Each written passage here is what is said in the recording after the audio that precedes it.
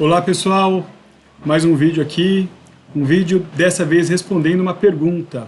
O Joãozinho diz assim: eu queria saber como passar o desenho que eu tenho no Paint, do Paint para o Blender. Joãozinho, é simples, vou mostrar o passo direto para você não cometer erro, né? E isso vai ajudar muita gente, né? Aqui, por exemplo, eu tenho uma imagem que eu fiz do Paint, tá certo? E eu passei ela para o Blender e usei os efeitos para poder fazer, aqui por exemplo, olha, tem o efeito da sombra, deixa eu selecionar ela, né, Among Us, ó. Na realidade eu estou aqui dentro do cenário, deixa eu sair para o modo objeto para poder selecionar o Among Us, né? Isso aí é uma coisa importante, gente. Se você tiver, eu quero selecionar, por exemplo, a câmera. Se eu clico aqui, ó, eu não consigo entrar na câmera se eu não estiver no modo objeto. Se eu estiver no modo objeto, eu seleciono qualquer coisa, o cenário, o Among Us, ó, o Among Us aqui, esse bichinho. Aqui, ó, observa que interessante. Eu criei aqui um efeito de sombra, o que no Paint seria complicado ter que desenhar essa sombra e tal. E vamos supor que eu quero não destrutivo, eu queria mudar a cor dessa sombra para azul, para rosa, queria aumentar a transparência dessa sombra, olha que legal. Então é muito simples, esse tremidinho aqui, ó, observa, eu só tenho um frame desenhado aqui. Esse tremidinho é um modificador. Então eu quero ampliar essa tremida. Olha que legal. Eu não preciso redesenhar nada, é tudo automático. Eu quero, sei lá, ser de tantos e tantos frames, ó. Demora. Não, eu quero de um em um frame. Tá certo? Dependendo do que você está animando, você pode querer fazer várias coisas. E isso o Blender oferece ferramentas para fazer automaticamente para vocês. Tá bom? Maravilha. Então, como que eu faço para pegar a imagem e trazer aqui para o Blender, né? O Ctrl+C, Ctrl+V ainda não está implementado no Blender. Então você vai falar assim, então já sei, eu vou pegar a imagem aqui e vou arrastar para cá. Note que tem um problema, independente se você está no modo objeto ou não, se você está na visão da câmera, e a visão da câmera é essa visão aqui, ó, tá certo? Você vai, ao trazer, você traz a imagem aqui, deixa eu pegar aqui de novo, opa, ele vai se transformar numa referência na tela, e deformada ainda, ó. Observa, soltei. Tá vendo que ficou tipo, deixa eu não visualizar o cenário, tá vendo que ele ficou aqui, olha, como se fosse no fundo de tudo para eu desenhar por cima. Essa referência aqui, o Blender faz isso por quê? Porque tradicionalmente a gente traz referências, coloca na câmera, coloca uma câmera frontal, outra lateral, por exemplo, e aí a gente desenha por cima. Então uma forma que você tem é desenhar por cima de uma referência, só que não faça isso com a câmera selecionada, né? Quando você faz isso com a câmera selecionada, eu estou no modo objeto, eu consigo selecionar outro objeto, então, observa, ela vem aqui como background.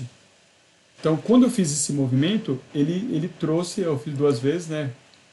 Ele trouxe como background. Não é isso que eu quero. Então, eu quero trazer a imagem fora da referência da câmera. Então, eu tenho que sair da câmera. Ótimo, vou repetir o mesmo processo. Observa que legal o que acontece. Eu venho aqui, ó, e trago para cá. Agora ele veio, não dentro da câmera, mas ele veio separado. Maravilha. Ele veio até como um empty aqui em cima, tá vendo? Se vocês observarem, aqui mostra a organização da minha cena. Então eu tenho uma pastinha que se chama Collection, que só tem uma câmera, e eu tenho uma outra pastinha que chama câmera, essa primeira, né? É que essas pastas são collections, entendeu? Eu posso mudar aqui como se fosse objetos de cena. Tá certo? E aí tudo dentro tem uma pasta origem para poder colocar as outras pastas dentro. Então ele criou esse objeto empty quando eu arrastei aqui para dentro. Lembrando sempre que tudo que eu faço com o mouse aparece aqui. Tá certo? Maravilha! Agora eu quero converter isso para Grease Pencil. Basta clicar com o botão da direita, Trace Image to Grease Pencil. Pronto. Aqui, olha, Ele vai criar um novo objeto, pegar as opções default. Quando eu aperto OK, ele vai criar aqui um novo objeto. Vocês vão ver que ele vai criar um novo objeto aqui também. Criei OK.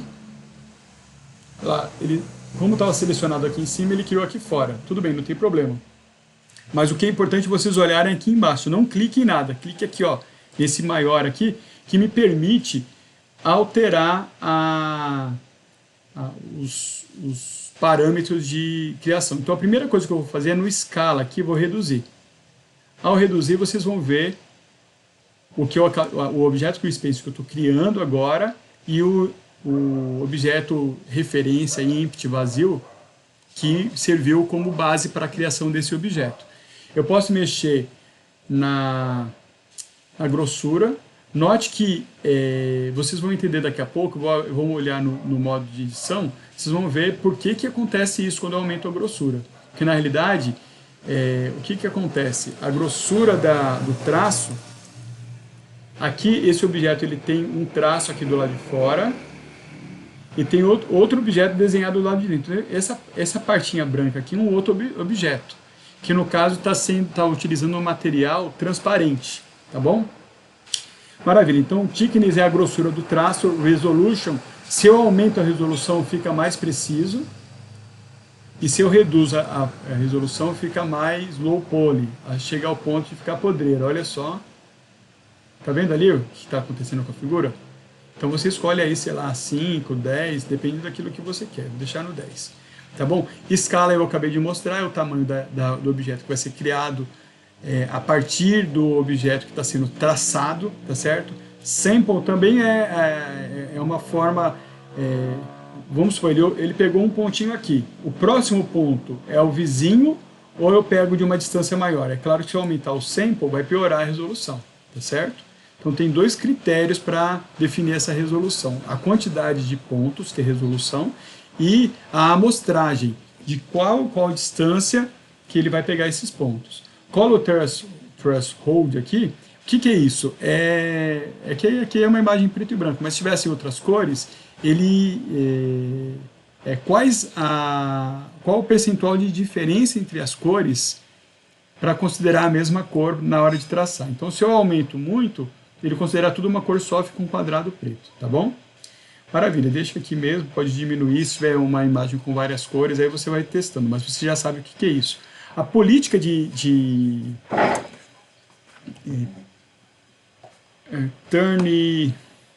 Turn Policy é política de conversão. Turn é para converter. Então, eu estou convertendo um bitmap numa imagem vetorial. Então, eu posso observar, ir para o lado. Então, o algoritmo fez um ponto. Para que lado que ele vai o próximo ponto? É onde tem mais cor preta, onde tem menos, né? Majority é onde tem mais, onde tem menos usa esse. Random é critérios aleatórios. Ele considera o traço preto como o critério para determinar o próximo ponto, ou fundo branco, que ele considera.